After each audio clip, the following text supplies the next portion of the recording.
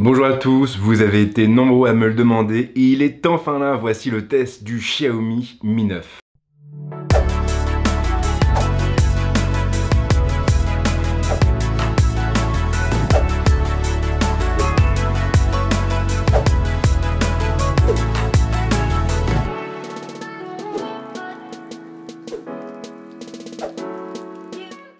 Alors vous le savez sans doute, mais Xiaomi est devenu au fil des années un acteur incontournable sur le marché de la mobilité. Ce succès, Xiaomi le doit avant tout à sa politique tarifaire extrêmement agressive. Elle produit effectivement certains des téléphones présentant le meilleur rapport qualité-prix du marché. Et grâce à cette politique tarifaire, la marque a réussi à se constituer une belle base fan en Asie, bien évidemment, mais également en Europe et en France. Le Xiaomi Mi 9 s'inscrit pleinement dans cette stratégie avec un prix de vente situé entre les 300 et les 400 €. Il s'agit effectivement de l'un des flagships les plus accessibles du marché. Et il me tardait bien évidemment de le tester. Et oui, sinon vous le constatez, je suis encore dans mon garage. Alors je vous rassure, il ne pleut absolument pas dehors. En fait, l'idée c'était simplement que je voulais tourner en extérieur, donc en dehors de la maison, tout en étant dans un endroit suffisamment calme et surtout à l'abri des regards des voisins. Parce que croyez-le ou non, mais lorsqu'on filme en extérieur dans son propre jardin, on attire fatalement le regard des gens qui vivent autour de soi. Voilà, alors le seul problème, c'est qu'il fait à peu près 36 degrés dans ma remise. Là, j'ai un espèce d'énorme insecte qui cherche à rentrer et qui est en train de rentrer et qui, je sens qu'il me cherche un peu. Donc voilà, c'est un petit peu compliqué, c'est pas forcément les conditions de tournage idéales, mais on va quand même essayer de faire un truc vraiment sympa. Putain, il est en train de rentrer, il va me bouffer. Ne me bouffe pas, ne me bouffe. Ah.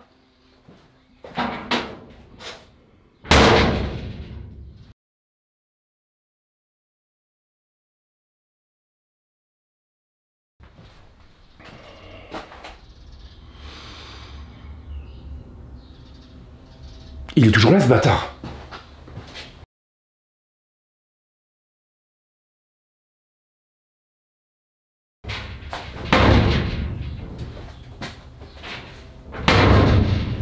Ah mais putain, c'est énorme. Ah putain, il va me bouffer ce con. Oh là, l'angoisse. L'angoisse, putain, c'est Blair Witch, il me regarde. Mais putain, mais d'où tu me regardes?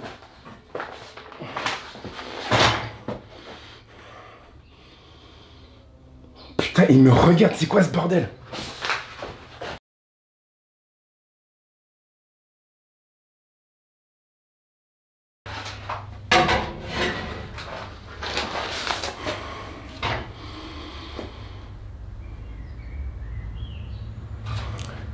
Ok, je crois, je suis pas sûr, je crois que j'ai réussi à le faire fuir, grâce à ma pelle. C'est une pelle de plage, mais il le sait pas. C'est chaud quand même, c'est très... Il revient.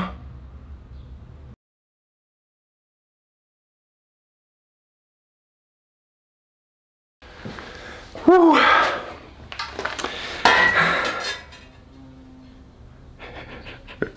Je suis harcelé par une espèce de guêpe chelou, je crois que c'est une guêpe chinoise, asiatique, frelon asiatique là. Il a une grosse tête, il a pas l'air sympa, il arrête pas de me regarder droit dans les yeux. Ça va être compliqué. Ça va être très compliqué ce tournage. Mais j'ai une pelle. Il fait comme super chaud.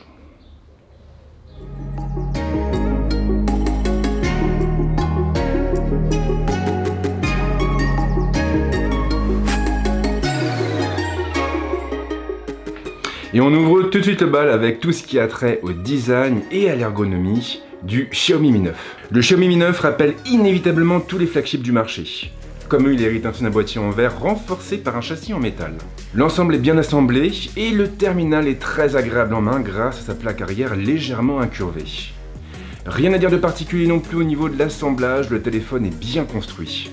Xiaomi a choisi de teindre la plaque arrière avec un coloris bleu irisé. Le résultat est des plus charmants, mais le terminal est également un vrai aimant à traces de doigts. Ce qui gênera bien entendu tous ceux qui sont allergiques aux coques et aux étuis de protection. L'écran est imposant avec de fines bordures autour de la dalle. Contrairement au Mi 9T, la firme n'a pas opté pour un design full borderless. L'encoche est donc présente calée en haut de la dalle. Le menton est pour sa part assez fin sans pour autant aller aussi loin que sur un iPhone par exemple. Il y a pas mal de choses à dire au niveau de l'ergonomie. En plus des contrôles du volume et du bouton de mise sous tension, on trouve ainsi un bouton supplémentaire sur la tranche gauche. Il permettra de lancer Google Assistant en un instant et sans avoir besoin de donner de la voix. En réalité, il suffira de maintenir enfoncé le bouton et de donner vos directives pour lancer automatiquement la requête sur l'assistant de Google. En prime, Xiaomi a également placé un lecteur d'empreintes digitales sous la dalle. Il fonctionne correctement, mais il faudra être beaucoup plus précis qu'avec un OnePlus 7 Pro. La pièce est en effet un petit peu plus petite. Alors j'ai lu plein de retours très négatifs sur ce fameux lecteur d'empreintes et beaucoup de gens qui se plaignaient de son manque de précision notamment et de réactivité. En ce qui me concerne, c'est vrai qu'au début c'était un petit peu compliqué, mais j'ai l'impression que la situation s'est considérablement améliorée au travers des dernières mises à jour apportées à MIUI. En outre, si le lecteur d'empreintes vous pose réellement problème, vous pourrez toujours basculer sur la reconnaissance faciale, qui elle fonctionne extrêmement bien. Pas de grosse surprise au niveau de la connectique, Xiaomi a naturellement enlevé la prise casque, mais le connecteur USB Type C est toujours présent. Et puis il faut le souligner, le Xiaomi Mi 9 est équipé d'un émetteur infrarouge situé au niveau de sa tranche supérieure. Il sera donc possible de l'utiliser comme une télécommande pour prendre la main sur le téléviseur ou la chaîne IFI. Le module photo arrière ne change pas de place, il est toujours placé dans le coin supérieur gauche et il comporte pas moins de 3 capteurs et de 3 optiques.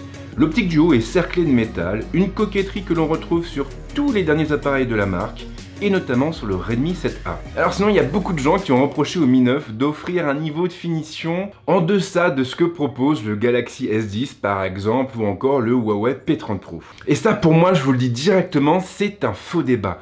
On parle ici d'un flagship qui est proposé entre 300 et 400 €. Du coup, le comparer à un terminal qui coûte plus de 500 €, plus de 600 €, parfois même plus de 800 €, ça ne rime strictement à rien. Ce que je peux vous dire, moi en tout cas, c'est que vous ne ressentirez absolument aucune honte en sortant le Mi 9 de votre poche dans le RERD. Et ça, c'est quand même génial.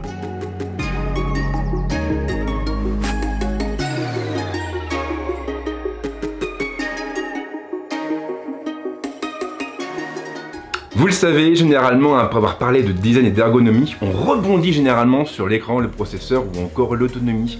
Et justement, le moment est venu d'aborder l'aspect technique du Xiaomi Mi 9.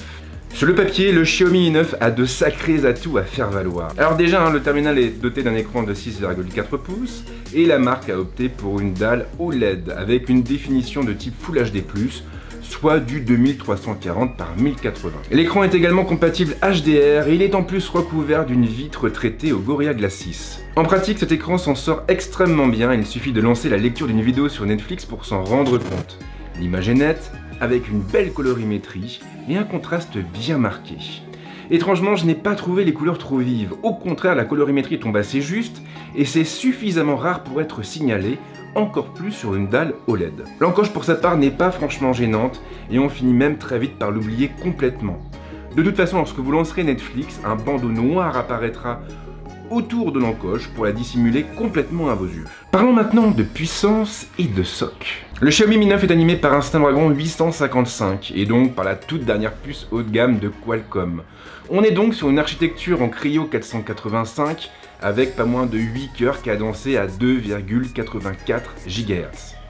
La puce est épaulée par un GPU Adreno 640 et par 6 Go de mémoire vive pour mon modèle. L'espace de stockage atteint pour sa part les 64 Go en UFS 2.1. Sans surprise, le Xiaomi Mi 9 est extrêmement véloce et je n'ai pas noté la moindre latence durant ces quelques semaines de test. Le terminal tourne en effet aux petits oignons et Antutu confirme d'ailleurs ce point puisque l'appareil a obtenu pas moins de 370 000 points sur la solution, ce qui laisse quand même pas mal de marge. Xiaomi a également doté le terminal d'une fonction dédiée au jeu, une fonction baptisée Game Turbo. L'idée, c'est bien évidemment de booster les performances du terminal dans cet usage. Et ça fonctionne bien. Alors je ne suis pas un grand joueur, mais j'ai tout de même testé quelques titres sur le terminal, à commencer par l'incontournable PUBG Mobile. Et là, sans surprise, le terminal m'a permis de jouer avec les détails à fond, sans la moindre latence. Le contraire aurait de toute façon été étonnant compte tenu de la puissance de calcul du Snapdragon 855. Évaluer l'autonomie d'un smartphone n'est pas facile car en réalité tout dépend des usages de chacun. En ce qui me concerne, avec des réseaux sociaux, un peu de consultation web, quelques vidéos et quelques jeux, le Xiaomi Mi 9 a tenu à peu près entre une journée et demie en moyenne. Mais derrière, j'ai évidemment fait tourner PC Mark avec le petit benchmark qui va bien et figurez-vous que le terminal a atteint les 10 heures d'autonomie. Ce qui n'est vraiment pas mal, histoire de mettre ce chiffre en perspective, il faut rappeler qu'avec le même benchmark, le Galaxy S10 Plus n'avait tenu que 8h30. Et le moment est venu de parler de modem, et plus précisément des débits. Comme à chaque fois, je me suis appuyé sur l'outil NPerf pour évaluer les débits du modem du Xiaomi Mi 9 et sur une de mes lignes Sosh, le tout à partir de la région parisienne et à différents moments de la journée, afin d'obtenir une moyenne un peu plus représentative. En moyenne donc, le Xiaomi Mi 9 a atteint les 115 Mbps en réception et les 19 Mbps en envoi, avec une latence de 27 millisecondes. Du côté des scores, on est à 95% en vidéo et à 80% en web, avec un score total de 103 000 points.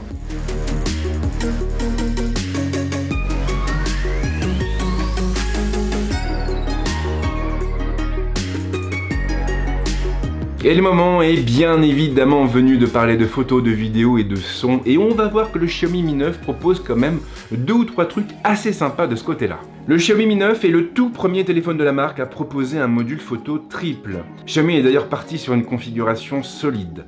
Le capteur de 48 millions de pixels est placé sous un grand angle ouvrant à 1.75, et derrière il est accompagné d'un capteur de 12 millions de pixels avec ouverture à 2.2 et d'un capteur de 16 millions de pixels avec un ultra grand angle ouvrant à 2.2. En prime, le terminal propose aussi un zoom optique 2 fois, un zoom numérique 10 fois et un mode macro, avec en plus un système de mise au point triple reposant sur le laser, la détection de phase et la détection de contraste. Sinon, eh bien, le téléphone bénéficie aussi du HDR et il a droit à toutes les fonctions IA habituelles.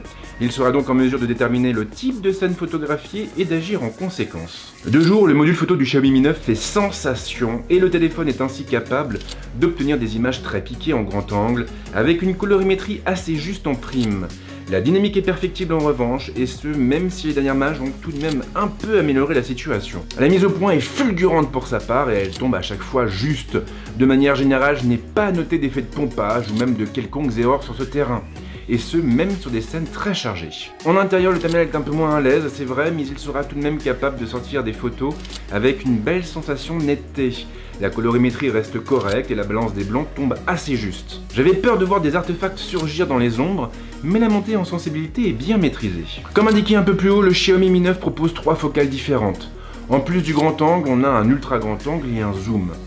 Et je vais être honnête avec vous, mais moi je suis surtout resté sur le grand angle. L'ultra grand angle est sympa, c'est vrai, mais il est aussi très sujet aux déformations. Si l'effet peut avoir de l'intérêt pour de la photo d'architecture, il posera problème aux portraitistes ou même aux amateurs de photos de rue. Pour ne rien arranger, en raison de la faible ouverture de l'optique, les performances de l'ultra grand angle chuteront rapidement dans les conditions lumineuses les plus difficiles. Le téléobjectif pour sa part est uniquement intéressant en pleine lumière et donc en plein soleil. Dès que la luminosité ambiante tombe, les performances s'écroulent et du bruit apparaît sur les photos. Alors ce qui est valable pour la photo l'est aussi pour la vidéo. On a un beau piqué, une belle colorimétrie, un bon contraste. La dynamique pêche toujours un petit peu, mais c'est pas tant dérangeant que ça. Au niveau de la stabilisation, eh bien en toute franchise, j'ai été plutôt agréablement surpris par les performances du téléphone. Mais comme à chaque fois, je tiens à le préciser, noir sur blanc si on peut dire, il faudra impérativement investir dans un stabilisateur si vous souhaitez tourner des scènes dynamiques à main levée. Ça, c'est tout simplement incontournable. Alors au niveau des selfies, il y a du bon et du moins bon. Par défaut, on aura un effet lissage de la peau d'activer. Il faudra donc penser à le virer pour avoir des photos un peu plus réalistes. Après, au niveau du piqué, c'est pas mal non plus. Il vaudra mieux shooter dans une belle lumière, hein, bien évidemment. Mais voilà, on a quand même des effets qui sont intéressants. On a un piqué qui est présent, la colorimétrie n'est pas mauvaise. Donc on pourra quand même se faire plaisir de ce côté-là. L'application est assez classique. Globalement, l'ergonomie est plutôt bonne, et ce, même si certaines fonctions manquent de logique et de praticité. Le meilleur exemple d'ailleurs, c'est celui des focales. Pour passer du grand angle au zoom, il suffira en effet de taper sur le bouton une fois ou deux fois, placé au milieu en bas. Mais l'ultra grand angle n'est pas accessible par ce biais. Pour l'activer, il faudra appuyer sur un autre bouton qui se trouve pour sa part complètement sur la gauche. Pour moi, cette différenciation n'est pas forcément logique et je pense que la plupart des utilisateurs passeront du coup à côté de l'ultra grand angle. Et c'est pareil pour certains modes qui sont bien cachés. Effectivement, si les modes principaux se trouvent dans un bandeau situé en bas de la fenêtre, on a des modes supplémentaires qui se trouvent dans les paramètres de l'application et notamment le mode macro. Là, j'avoue que je comprends pas bien pourquoi Xiaomi a décidé de le mettre ailleurs et pourquoi donc ce fameux mode est aussi peu accessible. Pour un peu, on pourrait presque croire que Xiaomi cherche à nous cacher ce mode. Et ça, c'est quand même très bizarre. Et le moment est venu de parler de son. Inutile de la chercher, la prise casque est absente. Le seul moyen de brancher un casque filaire sera donc de passer par un adaptateur USB type C. Pour ne rien arranger, la situation n'est pas fameuse du côté du haut-parleur. Il n'y en a qu'un seul et on ne pourra donc pas profiter du son en stéréo. Résultat des courses, la spatialisation sera tout bonnement absente. Fort heureusement, il suffira de brancher un bon casque pour régler le problème.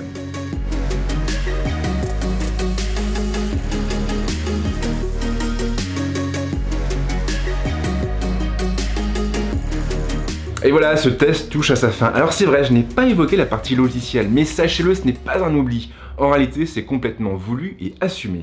J'ai effectivement beaucoup parlé de MIUI dans mon test du Redmi Note 7, et je vous renvoie donc à cette vidéo pour tout savoir de la plateforme embarquée à bord du Mi 9. Globalement, le Mi 9 est plutôt convaincant. Moi, le design, j'aime beaucoup. Je le trouve plutôt soigné, je le trouve plutôt joli à regarder. Et puis, on a quand même un écran qui frise avec le borderless. Alors, c'est vrai, il ne va pas aussi loin que le Mi 9T, dont nous reparlerons d'ici quelques jours, quelques semaines, mais on a quand même un bon ratio affichage façade et on pourra donc profiter de ces contenus multimédia sans être gêné par ces grosses et vilaines bordures que l'on trouve sur certains téléphones. Rien à dire au niveau de la partie technique, on a un bel écran OLED, on a une puce surpuissante, l'autonomie, ma foi, elle est plutôt correcte, donc là encore, on peut dire que le Mi 9 s'en sort avec tous les honneurs. Et il a aussi des arguments à faire valoir du côté de la photo. Alors il n'ira pas aussi loin qu'un Galaxy S10 ou qu'un P30 Pro, c'est vrai, je vous l'accorde, mais on pourra quand même sortir de belles images avec le téléphone. Et le plus dingue dans l'histoire, c'est que l'on parle encore une fois ici d'un téléphone qui est vendu entre les 300 et les 400 €. Clairement, vous ne trouverez pas un flagship moins cher que le Mi 9, ça c'est impossible. Et pour ce prix-là, avoir réussi à proposer tout ce que Xiaomi propose à bord du téléphone, et bien moi j'ai envie de dire bravo. Du coup, si vous avez besoin de changer de téléphone, si vous êtes à la recherche d'un terminal puissant, véloce et surtout bénéficiant de toutes les dernières technologies du moment, mais que vous n'avez pas les moyens de claquer un SMIC dedans, eh bien c'est clairement l'appareil qu'il vous faut. Voilà, je vais pas vous embêter plus longtemps. Comme d'habitude, si vous avez des questions, les commentaires seront là pour ça. Et c'est promis, on se retrouve très vite avec d'autres vidéos. Ciao!